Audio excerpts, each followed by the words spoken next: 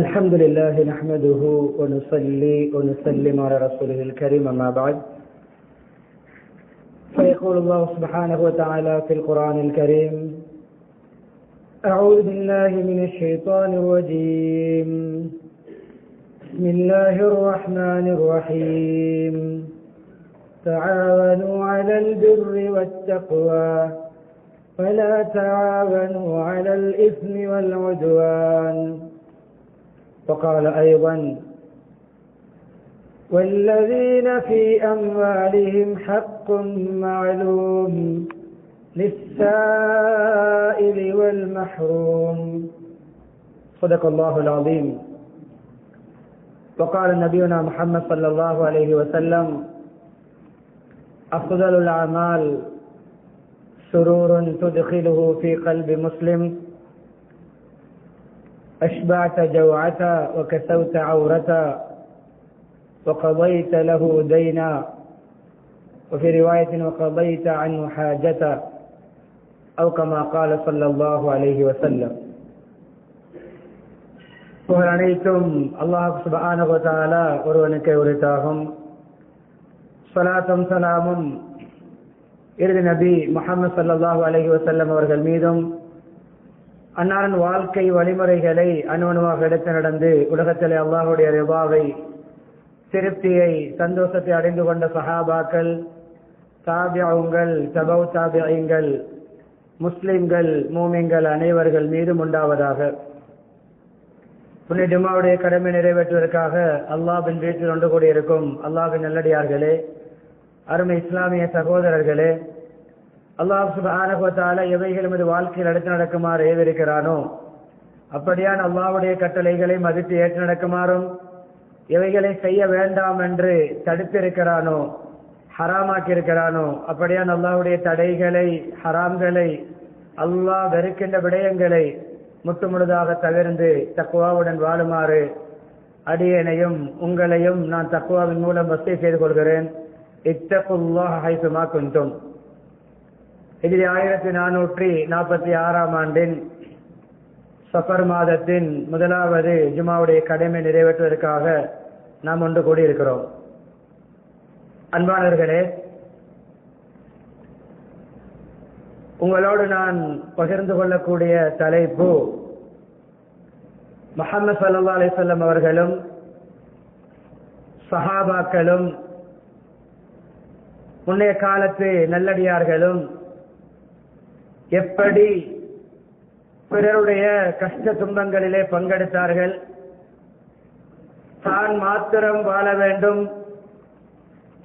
தான் மாத்திரம் அனுபவிக்க வேண்டும், எனக்கு மாத்திரம்தான் எல்லா நலவுகளும் நடக்க வேண்டும், பிறர் கஷ்டப்பட்டாலும் பரவாயில்லை, பிறர் எப்படி வாழ்ந்தால் என்ன, பிறருக்கு எது கிடைத்தால் என்ன கிடைக்காவிட்டால் என்ற சுயநலமான எண்ணத்தை தவிர்த்து பிறருடைய கஷ்ட துன்பங்களுக்கு எப்படி கை கொடுத்தார்கள் என்ற தலைப்பில் சமகால நிலைமையை இணைத்து சில விடயங்களை உங்களோடு பகிர்ந்து கொள்ள நான் ஆசைப்படுகிறேன். எனவே உற்சாகமாக இறுதி வரைக்கும் இந்த குத்துபாவை செவிமடுத்து பயனடைவதற்கு அல்லாஹ் நமக்கு தௌஃபீக் செய்வானாக. அன்பானவர்களே, ஒருமுறை மஸ்ஜித் நபவியிலே அபு உமாமா ரலியல்லாஹு அன்ஹு அவர்கள் தொழுகை இல்லாத நேரத்திலே கவலையோடு முகம் வாடியவர்களாக கண் கலங்கியவர்களாக உட்கார்ந்து துஆவிலே அல்லாஹ்வை திக்ர் செய்வதிலே ஈடுபட்டுக் கொண்டிருக்கிறார்கள். அன்பானவர்களே, நாமும் நமது வாழ்க்கையில் எத்தனையோ கண் கலங்கியவர்களை நாளாந்தம் காண்கிறோம், எத்தனையோ முகம் வாடியவர்களை கடந்து செல்கிறோம். தொழில் புரியும் இடத்திலே வலதுபுறம் இருப்பவர் கண் கலங்கி இருக்கிறார், முன்னால் இருப்பவர் அழுது கொண்டிருக்கிறார், பக்கத்தில் இருப்பவர் முகம் வாடி இருக்கிறார், பக்கத்து வீட்டுக்காரருடைய முகம் வாடி இருக்கிறது, வீட்டுக்குள்ளே ஒன்றாக வசிக்கக்கூடிய உறவுக்காரர்களுடைய முகத்திலே ஏதோ ஒரு கவலை தென்படுகிறது. என்ன செய்கிறோம், என்ன செய்ய வேண்டும்?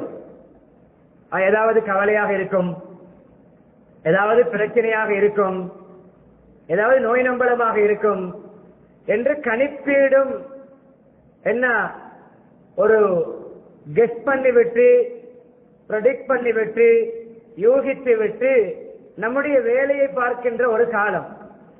அவருக்கு என்ன நடந்தால் என்ன, ஏதாவது கவலையோடு நடந்திருக்கும், அழுகிறார், ஏதோ விரும்பாதபடி நடந்திருக்கும், முகம் வாடி போயிருக்கிறது என்று கற்பனை செய்து அந்த யூகத்துடன் பிரிந்து செல்வதுண்டு.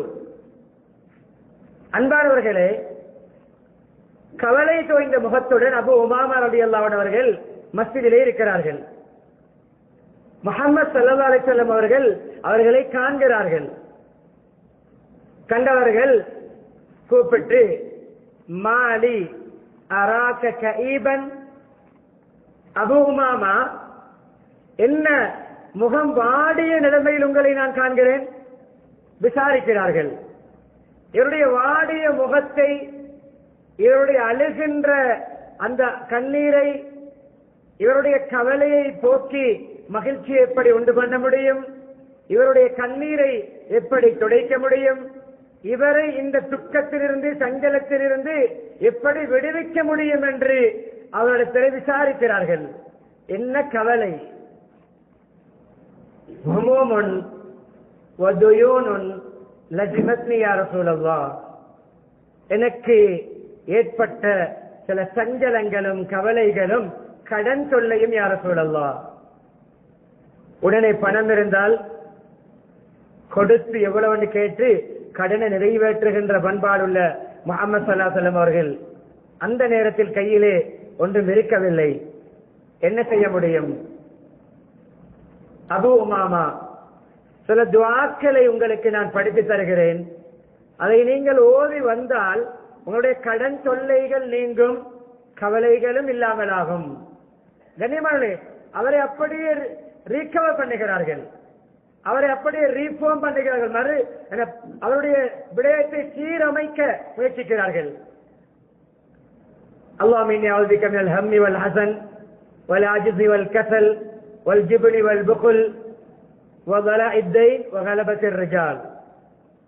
கவலை துக்கத்தை விட்டும், இயலாமை சோம்பேறித்தனத்தை விட்டும், கோழைத்தனம் கஞ்சத்தனத்தை விட்டும், கடன் தொல்லை, மனிதர்களுடைய ஆக்கிரமிப்பு அதிகாரம் சர்வாதிகாரத்தை விட்டும் நான் உன்னிடத்திலே பாதுகாப்பு தேடுகிறேன் என்று 8 விடயங்களில் இருந்து பாதுகாப்பு தேடுங்கள். அதில் ஒன்று இவருடைய தலைப்பு கவலையும் கடனும். அதோடு சம்பந்தப்பட்ட இன்னும் 6 விடயங்களை இணைத்து முஹம்மது ஸல்லல்லாஹு அலைஹி வஸல்லம் அவர்கள் கற்றுக் கொடுக்கிறார்கள். அபு உமாமா ரலியல்லாஹு தொடர்ச்சியாக சொல்லுகிறார்கள், நான் அதை கடைபிடித்து தொடர்ச்சியாக ஓதி வந்தேன். காலப்போக்கிலே என்னுடைய கவலைகளும் என்னுடைய கடன்களும் தீர்ந்தன, இல்லாமலாகின, நிறைவேறின. அன்பானவர்களே, இப்படிப்பட்ட நபர்கள் குறைந்த காலத்தில் வாழ்கிறோம். யாருக்கு என்ன கஷ்டம், என்ன கவலை, என்ன நெருக்கடி வந்தாலும் எனக்கு வாழ்வதற்கு வாழ்வாதாரம் இருந்தால் போதும், எனக்கு வருமானம் இருந்தால் போதும், எனக்கு வியாபாரம் நடந்தால் போதும், நான் முன்னேறினால் போதும், நான் அனுபவித்தால் போதும் என்ற குறுகிய மனப்பான்மையிலே அதிகமானவர்கள் வாழ்கின்ற காலத்திலேதான் இந்த தலைப்பை நான் உங்களோடு பகிர்ந்து கொண்டிருக்கிறேன். அன்பானவர்களே, முஹம்மது ஸல்லல்லாஹு அலைஹி வஸல்லம் அவர்களுடைய வர்ணனையை, அவர்கள் உலகத்துக்கு அனுப்பப்பட்ட அந்த நோக்கங்களில் ஒன்றை அல்லாஹ் சொல்கின்ற பொழுது, வமா அர்ஸல்னாக இல்லா ரஹ்மத்தல் லில் ஆலமீன், உங்களை அகிலத்தாருக்கு அருளாக, கிருபையாக, அன்பு காட்டக்கூடியவராக, கருணை உள்ளவராக அனுப்பியிருக்கிறோம். எல்லோரோடும் இரக்கம். பில் முஃமினீன ரഊஃபுர் ரஹீம், லகத் ஜாஅக்கும் ரசூலும் மின் அன்ஃபுசிக்கும் அஸீஸுன் அலைஹி மா அனித்தும், உங்களிலிருந்து ஒரு ரசூல் வந்திருக்கிறார். மின் அன்ஃபுசிக்கும் அஸீஸுன் அலைஹி மா அனித்தும், உங்களுக்கு ஏற்படுகின்ற கஷ்டம், சிரமம், துன்பம் அவருக்கும் கஷ்டமாக இருக்கும், அவருக்கும் பாரமாக இருக்கும். பிறருடைய கஷ்டத்தை பார்த்து மகிழ மாட்டார். பிறர் சிரமப்படுவதை பார்த்து ஆனந்த கண்ணீர் ஒழிக்க மாட்டார். பிறர் சிரமப்படுவதை கொண்டாட மாட்டார். பிறர் சிரமப்படும் பொழுது சிரிக்க மாட்டார். அஸீஸுன் அலைஹி மா அனித்தும், பிறர் உங்களுக்கு ஏற்படுகின்ற கஷ்டம், நெருக்கடி, உங்களுக்கு ஏற்படுகின்ற சிரமம் அவருக்கும் பாரமாக இருக்கும். உடைய கஷ்டங்களில் பங்கெடுப்பார். அஸீஸுன் அலைஹி மா அனித்தும் ஹரீஸுன் அலைக்கும், உங்கள் விடயத்திலே கரிசனை உள்ளவர், உங்கள் விடயத்திலே அக்கறை உள்ளவர். பில் முஃமினீன ரഊஃபுர் ரஹீம், மூமின்களோடு உள்ளன்புள்ளவர், மூமின்களை நேசிக்கக்கூடியவர், உள்ளத்தால் மூமின்களை கருணை இல்லம் கொண்டு பார்க்கக்கூடியவர். அன்பானவர்களே, முஹம்மது ஸல்லல்லாஹு அலைஹி வஸல்லம் அவருடைய வர்ணனைகள் வாழ்க்கையில் அப்படித்தான் இருந்தார்கள். வாழ்க்கையில் அப்படித்தான் இருந்தார்கள். ஓநாய்களின் ஒரு கூட்டம், ஓநாய்கள் ஒரு கூட்டம் நபியவர்களுக்கு கொடுத்த அல்லாஹ் முஅஜிசாக்களில் ஒன்று, நபியவர்களோடு பேசுவதற்கு, சில கோரிக்கைகளை முன்வைப்பதற்கு நேரம் கேட்டன. சில கட்டங்களிலே பிராணிகளுடைய, மிருகங்களுடைய மொழியை, முறைப்பாடுகளை முஹம்மது ஸல்லல்லாஹு அலைஹி வஸல்லம் அவர்களுக்கு அல்லாஹ் புரிய வைத்தார். தன்னுடைய கஷ்டங்களில் பங்கெடுக்கக்கூடியவர்கள். ஓநாயுடைய நெருக்கடி, ஓநாய் கூட்டம் வந்து பேச வேண்டும் கொஞ்சம். ஆலமீன், ரஹ்மத்துல் ஆலமீன் என்றால் அல்லாஹுவை தவிர ஏனைய அனைத்தும் ஆலம், ஜின்களும் ஆலம், அதே போன்று கண்ணியமானே பறவை இனங்களும் ஆலம், பூச்சி புழுக்களும் ஆலம், மிருகங்களும் பிராணிகளும் ஆலம். அல்லாஹ்வை தவிர்த்த அனைத்துக்கும் அவர்கள் அருள். ஓநாய்களுடைய கூட்டம் வந்து என்ன சொன்னது தெரியுமா? யா ரசூலல்லாஹ், உங்களுடைய தோழர்களுக்கு சொல்லுங்கள், அவர்களுடைய ஆட்டு மந்தைகளை பாதுகாத்துக் கொள்ள சொல்லி. அவர்களுடைய ஆட்டு மந்தையிலிருந்து ஆடுகள் தவறி தனியாக வரும் பொழுதோ அது அல்லாஹ் எங்களுக்கு அளிக்கின்ற ரிஸ்க், நாங்கள் அதை வேட்டையாடுவோம், அதை நாங்கள் வேட்டையாடி எங்களுக்கு உணவாக உட்கொள்வோம். அவர்களுடைய ஆடுகளை அவர்களுக்கு பாதுகாத்துக் கொள்ள சொல்லுங்கள். தவறும் பட்சத்திலே நாங்கள் வேட்டையாடி உண்கின்ற பொழுது அவர்கள் எங்களுக்கு எதிராக நடவடிக்கை எடுக்கக்கூடாது. ஓநாய்களுடைய சிரமத்தையும் அகற்றி வைத்தார்கள். கேட்டுவிட்டு தோழர்கள் சொன்னார்கள், தோழர்களே, உங்களுடைய ஆட்டு மந்தைகளை ஓநாய்களிடமிருந்து பாதுகாப்பது உங்களுடைய பொறுப்பு. ஒரு தோட்டத்தை கடந்து செல்கின்ற பொழுது ஒரு ஒட்டகம் அப்படியே நபியோட வந்தது.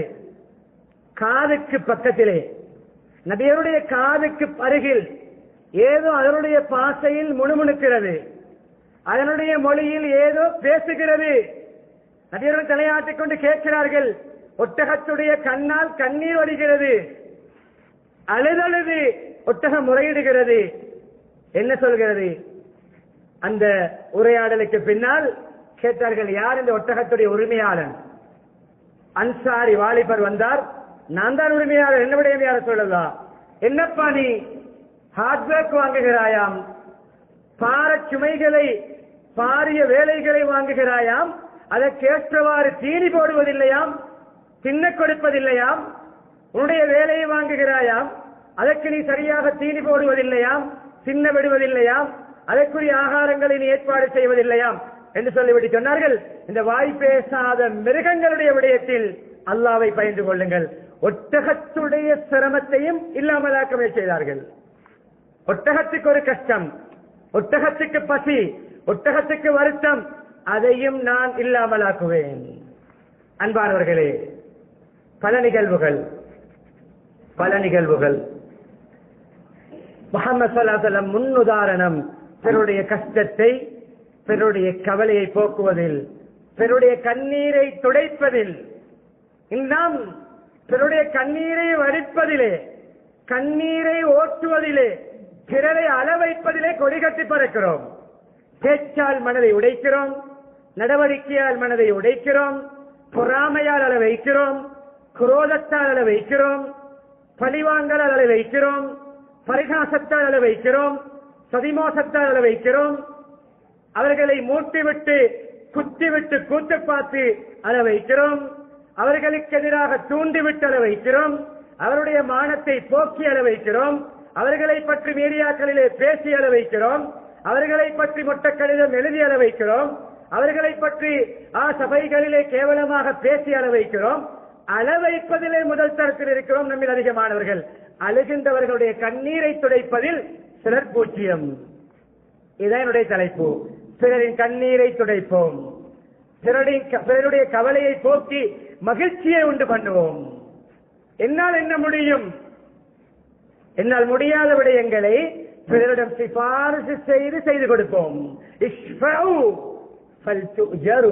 நீங்கள் சிபாரிசு செய்யுங்கள், நீங்கள் பரிந்து பேசுங்கள். இன்னாருக்கு இந்த கஷ்டம் இருக்கிறது, உரியவரிடம் சென்று உங்களால் இதை செய்து கொடுக்க முடியும் என்று சொல்லி அவர் செய்து கொடுத்தால் உங்களுக்கு கூடி கிடைக்கும். உங்களிடம் பணபலம் இல்லை, ஒரு ஏழை, ஒரு அனாதை, ஒரு விதவை கஷ்டப்படுகிறார். நானும் நாட்கூலிக்காரன், அன்றன்று ஆற்ற தெருவில் ஓட்டக்கூடியவன், நான் பேமெண்ட் வியாபாரி, நான் ஒரு சிறிய ஒரு கடை நடத்தக்கூடியவன். என்னுடைய வருமானம் அல்லாஹ் தருகின்ற ரிஸ்க் என்னுடைய வீட்டு செலவுக்கே தான் முடிவடைகிறது. எனக்கு 5 பணக்காரர்களை தெரியும், எனக்கு 5 லட்சாதிபதிகளை தெரியும், எனக்கு 5 கோடீஸ்வரர்களை தெரியும். ஒரு விதவையுடைய விடயத்தை பேசி அந்த விதவைக்கு வாழ்வாதாரத்தை ஏற்பாடு செய்து கொடுத்தால், ஒரு அனாதையுடைய பொறுப்பை எடுக்க வைத்தால், ஒரு கடனாளியுடைய கடனை நிறைவேற்றுவதற்கு சிபாரிசு செய்தால் அந்த கூலி அவருக்கும் கிடைக்கும், சிபாரிசு செய்த உங்களுக்கும் கிடைக்கும். ஹதீஸ். அன்பானவர்களே, இதுதான் என்னுடைய தலைப்பு. எல்லோரும் நினைக்கிறோம் நம்மை போன்று மற்றவர்கள் நல்லா இருக்கிறார்கள். ஒரு அரபு பழமொழி இருக்கிறது,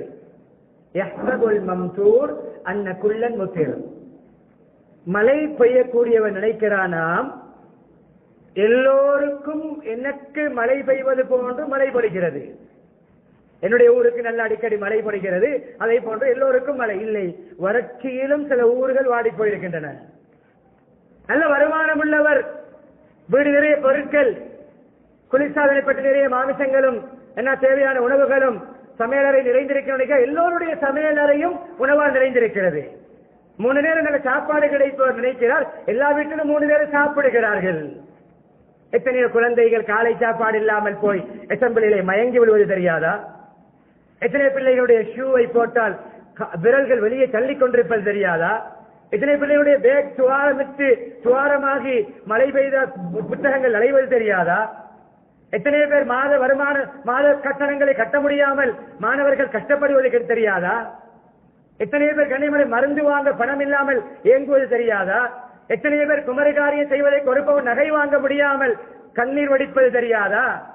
என்னுடைய பிள்ளைக்கு 10 பவுன் நகை, 50 பவுன் நகை நான் போடுகிறேன், எல்லோரும் 50 பவுன் போடுகின்ற கோடீஸ்வரர்கள் தான் என்று நினைத்துக் கொண்டிருக்கிறோம். இல்லை, ஒரு பவுன் நகை வாங்க முடியாமலும் 4 பவுன் நகை வாங்க முடியாமலும் ஒரு 5 சகன் வலிமா போட பணம் இல்லாத திருமணம் நடத்தக்கூடிய ஏழைகளும் இருக்கிறார்கள்.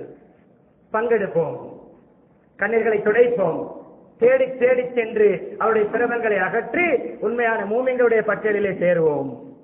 ஆரம்பிச்சோடைய குர்ஆன் வசனம்,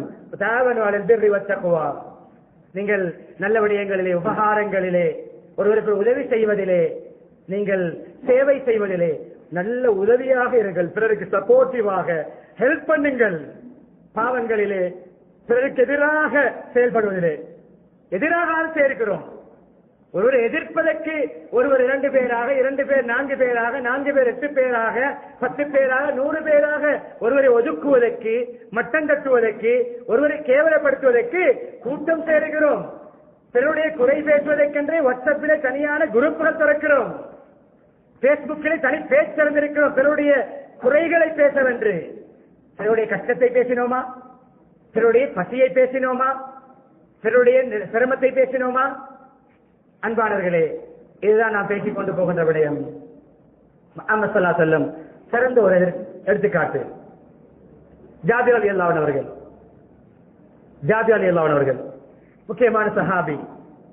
அவருடைய தந்தை உஹது போரிலே ஷஹீதாகினார்கள். அப்துல்லா ரலியல்லாஹு அவர்கள் ஒரு பிரயாணத்திலே பார்க்கிறார்கள். நபி அவர்கள் ஜாபிர் ரலியல்லாஹு அவர்கள் கவலையோடு இருக்கிறார்கள், முகம் வாடி போயிருக்கிறது. அவர்கள் பயணித்த வாகனம் மிக பலகீனமான வாகனம், மிக தாமதமாகத்தான் பயணிக்கும், மெதுவாகத்தான் பயணிக்கும். கேட்டார்கள், ஜாபீர் என்னப்பா கவலை, என்ன கவலை? இந்த கவலை போக்க என்னால் என்ன செய்ய முடியும்? நான் என்ன பங்களிப்பு செய்யலாம்? யார் சொல்லலாம்? தந்தை அல்லாஹ்வுடைய பாதை நல்ல வழிகளை செலவழிப்பதற்கு எடுத்த கடன்கள் தான் மகனுடைய பொறுப்பிலே விட்டு சென்றிருந்தார்கள். தந்தையுடைய கடன் சுமை என் பொறுப்பில். 7 சகோதரிகளை, குமரிகளை, 7 குமரிகளுடைய காரியம் என்னுடைய பொறுப்பில், என்னுடைய சகோதரிகளுடைய. ஒருமுறை கேட்டார், அதே சந்தர்ப்பத்தில் பெரும்பாலும் யாரு திருமணம் முடித்து விட்டீர்களா? ஆம். கன்னிப்பெண்ணை முடித்தீர்களா, விதவை பெண்ணை முடித்தீர்களா? ஏற்கனவே திருமணம் முடித்து விதவையாகிய பெண்ணையா? விதவை பெண்ணை முடித்தேன். யாருடைய வாலிபர் ஒரு கன்னிப்பெண்ணை முடித்திருக்கலாமே, சந்தோஷமாக வாழ்ந்திருக்கலாமே என்று சொன்ன பொழுது, இல்லையார் சொல்லலாம், சகோதரிகள், என்னுடைய உடன் பிறந்த சகோதரிகள் என்னுடைய பொறுப்பில் இருக்கிறார்கள். அவர்களுடைய வயதில் ஒரு இளம் பெண்ணை முடிப்பதை விட ஒரு மூத்த பெண்ணை, திருமண வாழ்க்கை ஏற்கனவே அனுபவித்து ஒரு கணவர் வபாத்தாகிய அதை விடுபட்ட பெண்ணை நான் முடித்தால் கொஞ்சம் சகோதரிகளை பராமரிப்பதற்கு, பெரும்பாலும் தாய் வந்த நேரத்தில் ஹயாத்தோடு இல்லை, பராமரிப்பதற்கு துணையாக இருக்கும். அதனால் தான் முடித்தேன். சகோதரிகளுடைய காரியத்துக்காக தன்னுடைய திருமண வாழ்க்கையில் ஒரு விதவை பெண்ணை முடித்து அர்ப்பணித்த ஒரு நபர். சரி, ஜாபிர் பிரயாணத்தில் நடக்கிற விடயம். ஜாபிர், இந்த வாகனத்தை விற்பீர்களா? விற்கின்ற ஐடியா இருக்கிறதா? ஆமையார் சொல்லலாம், விற்கத்தான் வைத்திருக்கிறேன், கடன்களை அடைக்க வேண்டும். அப்படியா ஜாபிர்? பிரயாணம் முடிந்தவுடன் மதீனாவுக்கு சென்றவுடன் இந்த வாகனத்தோடு வாருங்கள். போனார்கள், வந்தார்கள். யார் சொல்ல, இதோ வாகனத்தை கொண்டு வந்திருக்கிறேன் விற்பதற்கு. பிலால் நபியுடைய பணம் இருந்தது. பிலால், ஜாபிர் எவ்வளவுக்கு வாங்கினீர்கள் இந்த வாகனத்தை? வாங்கும் பொழுது ரீகண்டிஷன் வாகனம், அது 2ஆம் தர வாகனம், மிக பலகீனமான ஒரு வாகனம், கோவேறு கழுதையால ஒட்டகம், 5 ஊக்கியாக்களுக்கு வாங்கினேன். பிலால் நபியுடைய பணம் இருந்தது. பிலால், ஜாபிருக்கு 8 ஊக்கியாக்கள் கொடுங்கள். எவ்வளவு லாபம்? 3 ஊக்கியாக்கள் லாபம். ரீகண்டிஷன் வாகனத்தை பேசிக் பிரைஸை விட கூடுதலாக விற்பது என்பது அசாத்தியம். நபி அவர்கள் ஒரு கடனாளி, குமரு காரியத்துடைய பொறுப்புள்ளவர், குடும்ப பொறுப்புள்ளவர், குடும்ப சுமையுள்ளவர். இவரை கரை சேர்க்க வேண்டும், இவருடைய சிரமத்தை, சுமையை அகற்ற வேண்டும். சேவை செய்கின்றவர் கோடீஸ்வரரா, லட்சாதிபதியா? ஒரு நாள் சாப்பிட்டால் மறுநாள் பசியோடு இருக்கின்ற குடும்ப தலைவர். 2.5 மாதம் 3வது மாதத்துடைய தலைப்பறை கண்டும் வீட்டிலே அடுப்பெரிப்பதற்கு எண்ணெய் இல்லாத அப்படிப்பட்ட நபர் முஹம்மது ஸல்லல்லாஹு அலைஹி வஸல்லம் பிறருடைய கஷ்டத்தை நீக்குவதற்கு முயற்சிக்கிறார்கள். 8 ஊக்கியாக்களை கொடுக்கிறார்கள். ஜாபிருடைய வாகனத்தை நபியோடு ஒப்படைக்கிறார்கள். போய் வருகிறேன் யார சொல்லலாம் என்று போகிறார்கள். 2-3 எட்டுக்கள் எடுத்து வைத்தவுடன், சற்று தூரம் சென்றவுடன், ஜாபிர் இங்கே வாருங்கள். எப்படி சம்பவம் என்று பாருங்கள். அந்த கோஸ்டுக்கு ஒரு பைக் வருகிறது.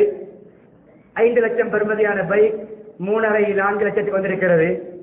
பாய்ந்து விழுந்து வாங்குவோம். சான்ஸ் கொண்டு பட்டுச்சு. 5 லட்சத்தின பைக் 3 லட்சத்துக்கு பட்டுச்சு. எப்படி பட்டுச்சு? இல்ல, அவட உமாக்கு ஆபரேஷன், அவசரமா தள்ளி தேவை, வித்தான், வாங்கினேன், சான்ஸ் கொண்டு பட்டுச்சு. சான்ஸ் அல்ல. மகளுக்கு கல்யாணம், காணி விற்கிறார். ஒரு பேச்சு 1 லட்சத்துடைய காணியை 70,000க்கும் 60,000க்கும் 50,000க்கும் 50,000 50% கிடைத்தால் போதும் என்று 5 பேச்சு காணியை விற்கிறார். 50,000 5 லட்சத்துடைய காணியை 2.5 லட்சத்துக்கு விற்க போட்டிருக்கிறார். பாய்ந்து விழுந்து வாங்குவோம். Real estate செய்கின்றவர்கள். சான்ஸ் கொண்டு பட்டுச்சு.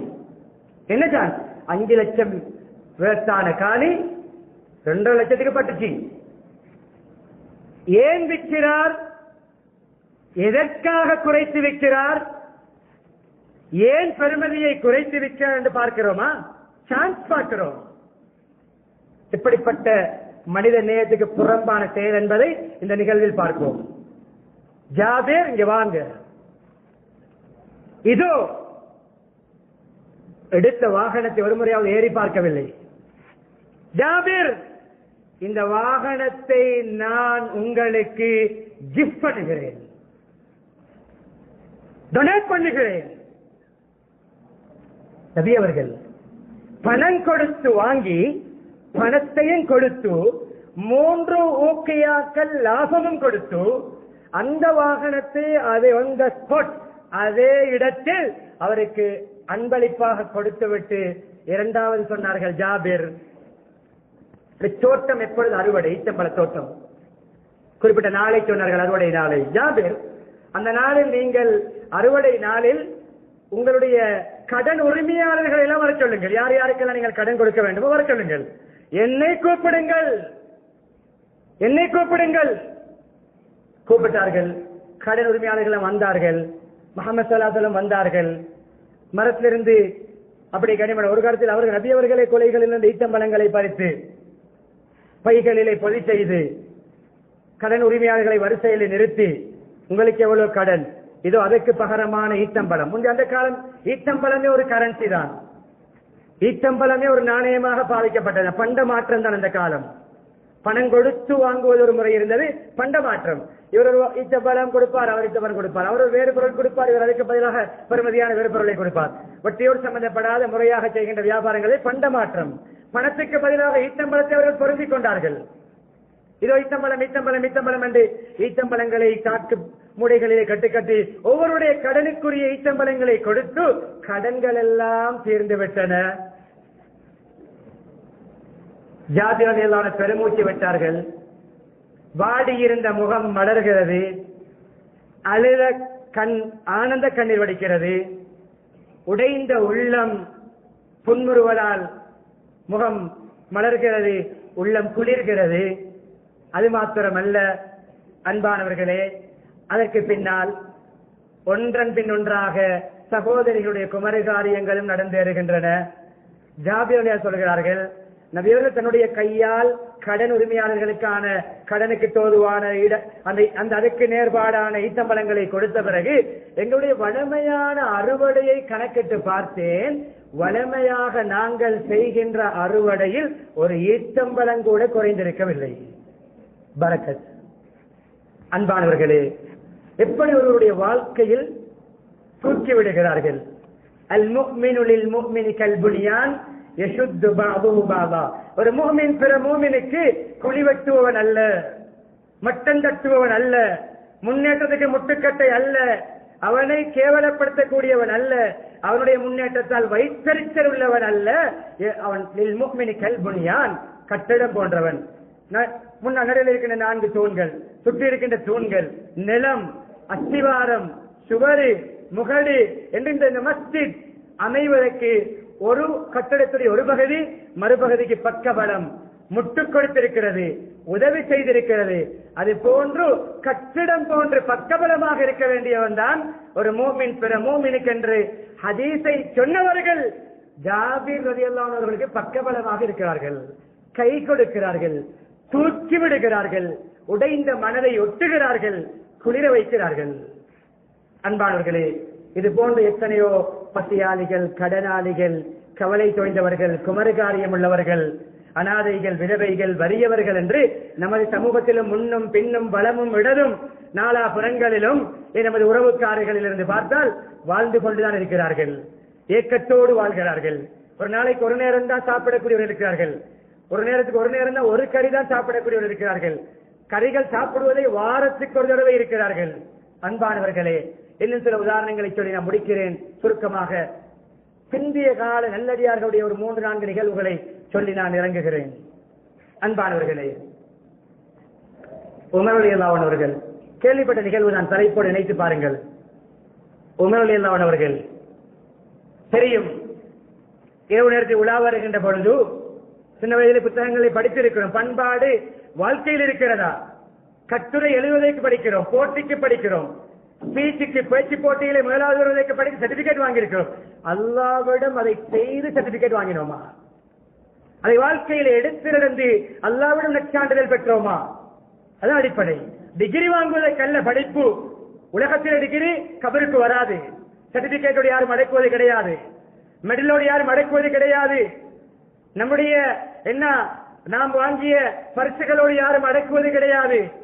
ஜனாதா மையத் என்ற பெயர் கிடைக்கும். என்ன எவ்வளவு பெரிய பட்டதாரியாக இருக்கலாம், பணக்காரராக இருக்கலாம், அவர் நடத்திய கடை பேசப்பட மாட்டாது, அவர் வாழ்ந்த வீடு பேசப்பட மாட்டாது, அவர் ஓட்டிய வாகனம் பேசப்பட மாட்டாது, அவருடைய பண்பாடு பேசப்படும், அவருடைய டிகிரி பேசப்படாது. அல்லாஹ்விடம் அடைந்த டிகிரிகள் பேசப்படும், அந்தஸ்துகள் பேசப்படும், குணம் பேசப்படும். அன்பானவர்களே, உலா வரும்போது ஒரு வீட்டிலே அழுகுரல், குழந்தைகளுடைய கூச்சல் சத்தம், வீட்டுக்குள்ளே போய் கேட்க என்ன விடயம், சமையலறை சட்டுக்கு முன்னால் தாய் அமர்ந்து அழுது கொண்டிருக்கிறார், குழந்தைகள் ஆங்காங்கே அழுது கொண்டிருக்கிறார்கள், நிகழ்வு தெரியும், தலைப்புக்குட்படுகிறது நினைக்கிறேன். கேட்க என்ன விடயம், என்ன பிள்ளை அழுகிறார்கள், பசி பட்டினி, அப்படியே சட்டில் என்ன வைத்திருக்கிறாய் தாயே, சட்டில் ஒன்றுமில்லை, தண்ணீரை கொதிக்க வைத்து கற்களை போட்டு குலுக்கிக் கொண்டிருக்கிறேன். ஏன் சாப்பாடு சமைப்பதாக பிள்ளைகள் நினைக்கட்டும், கொஞ்சம் ஆறுதலாக இருக்கட்டும். அன்பானவர்கள் என்ன செய்தார்கள், அப்படியா பிள்ளைகளை தூங்க போடு என்று சொல்லிவிட்டு போனார்களா? சரி சரி அல்லாத சோதனை வரும் பொறுத்துக்கொள் சொன்னார்களா? அட்வைஸ் பண்ணினார்களா? அட்வைஸ் பண்ண இருக்கிறோம். அட்வைஸ் மாஷா அல்லாஹ் பிறகு பேச்சாளர்கள் ஒருவருக்கு அட்வைஸ் பண்ணுவதாக இருந்தால் அதை போன்ற ஒரு இன்பம் கிடையாது. Practical zero. அப்படி இப்படி இப்படி ஐடியா சொல்லுவோம். கடமையாற்றுகின்றவர்கள், செயற்திறன் உள்ளவர்கள், பிராக்டிக்கலாக செயல்படுகின்றவர்கள் குறைவாக பேசுவார்கள், கூடுதலாக செய்வார்கள். வாய்விப்பவன் செய்ய மாட்டான், வாய்விப்பவன் செய்ய மாட்டான். பேச்சொன்றும் பேசவில்லை. அஸ்லம் ரஹிமஹுல்லா அடிமை கூட இருக்கிறார்கள். வாப்பா ஓடி சென்றார்கள், ஸ்டோருக்கு சென்றார்கள், களஞ்சியத்துக்கு சென்றார்கள், கோதுமை மாவை பேக்கலை போட்டார்கள், ஈச்சம்பழத்தை ஒரு பேக்கலை போட்டார்கள், தானே சுமந்தார்கள். யார் இவர்கள்? 2/3 மூன்றில் 2 பாகத்தின் ஆட்சியாளர் உலகத்துடைய மூளை சுமக்கிறார்கள்.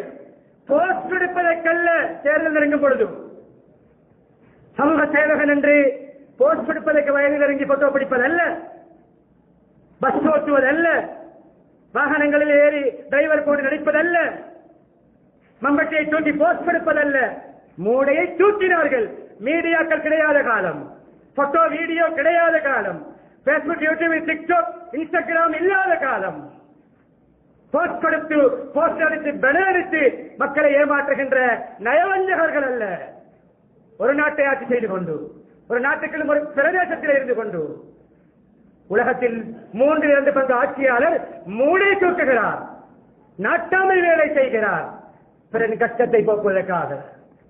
அன்பானவர்களே, அஸ்லம் ரஹிமஹுல்லாஹ் நான் தூக்குகிறேனே, நான் தூக்குகிறேனே, ஏய் மறுமையினுடைய பாவத்தை தூக்குவாயா? பாவச் சுமையை மறுமையில் சுமப்பாயா? பொத்திக் கொண்டிரு. என்னுடைய ஆட்சிக்கு கீழ்பட்ட குடும்பம் பசியோடு இருக்க நான் தான் தூக்கி வருவேன்.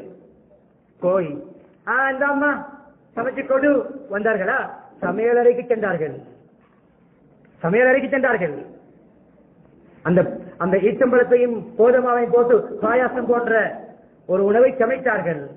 சமைத்து ஓடி வரவில்லை, சமைத்த பிறகு பிள்ளைகளுக்கு போட்டு கொடுத்தாயே என்று சொன்னார்கள். போட்டு கொடுக்கிறார். பிள்ளைகள் எல்லாம் அழுத பிள்ளைகள், கண்ணீர் வடித்த பிள்ளைகள், சிரித்து விளையாடுவதை பார்த்து விட்டு தான் போனார்கள். முடிக்கிறேன் கனிம 2 சிறிய நிகழ்வுகளோடு. இது போன்ற எத்தனை வீடுகள் இருக்கின்றன. நமக்கு தெரியாது, தெரிந்தாலும் தெரியாதது போன்று வாழ்கிறோம். தொழுகையில் கூட அந்த உள்ளட்சம் உடையச்சம் கிடையாது. சுஜூத் செய்கிற இடத்தை பார்க்க வேண்டும், எங்கெங்கோ பாதி தொழுவோம். ஆனால் கஷ்டவாளிகளை கண்டால் குசு குதுவோடு நடந்து செல்கிறோம், மிக உள்ளட்சத்தோடு பாதை நடக்கிறோம். திரும்பி பார்த்தால் உதவி செய்ய தேவைப்படும். அந்த வீட்டுக்குள் போனால் கஷ்டம் விளங்கிவிடும். ஏழைகளுடைய வீட்டுக்கு போவதில்லை, ஏழைகளுடைய வீட்டுக்கு போனால் உதவி கேட்டு விடுவார்கள். அன்பானவர்களே, 2 நிகழ்வுகள். நாம் முடிக்க வேண்டிய நேரம் ஒரு 2-3 நிமிடங்கள் எனக்கு தேவை. அன்பானவர்களே,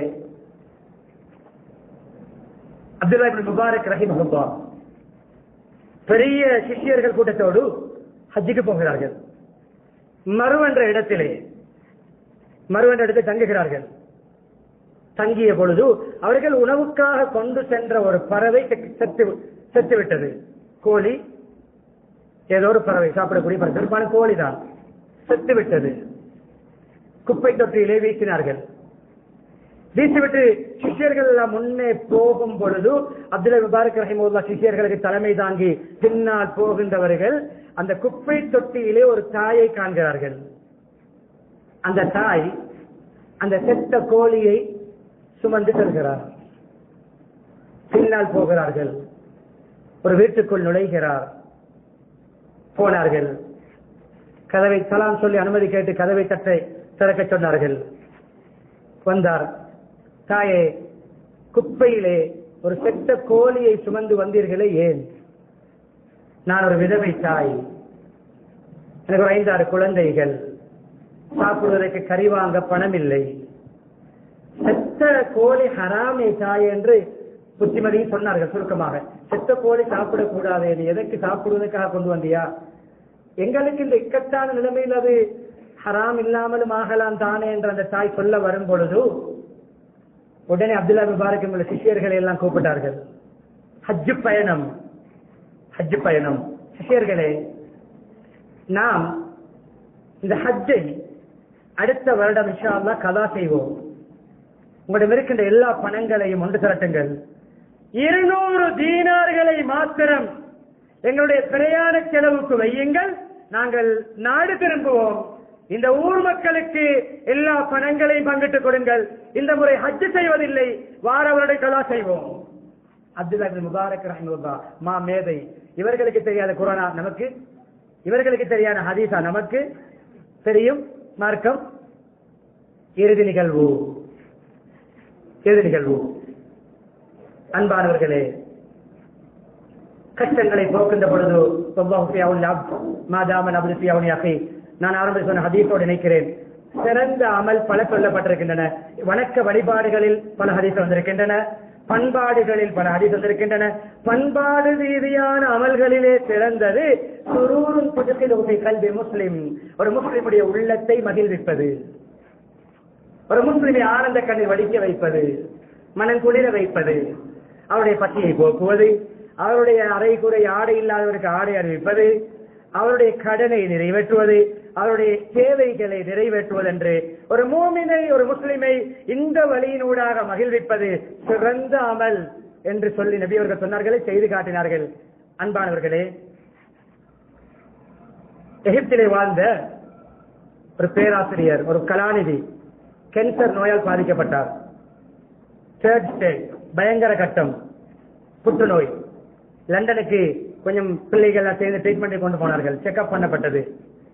3 மாதங்களுக்கு பின்னால் ஆபரேஷன் டேட் கொடுக்கப்பட்டது. சமகால கொஞ்சம் அவருடைய பயோடேட்டா, அவருடைய டைரியில் எழுதியிருந்த விடயம், அவர் லண்டன் போய் 3 மாதங்களுக்கு பின்னால் இந்த மருந்துகளை ஃபாலோ பண்ணிவிட்டு அவர் லண்டனுக்கு ஆபரேஷனுக்கு செல்ல வேண்டும். அவர் ஊருக்கு வந்தார். வெள்ளிக்கிழமை பெரும்பாலும் சம்பவத்தினுடைய பாணியில் விளங்குகிற எல்லாருமே பெண் பிள்ளைகள், பெரும்பாலும் அல்ல பிள்ளைகளை இவர் வாங்க இறைச்சி கடைக்கு போகிறார். இறைச்சி கடைக்கு போய் மெதுவாக நடப்பார். இறைச்சி கடைக்கு போய் இறைச்சி வாங்க வரிசையில் நிற்கும் பொழுது ஒரு தாயை பார்க்கிறார்.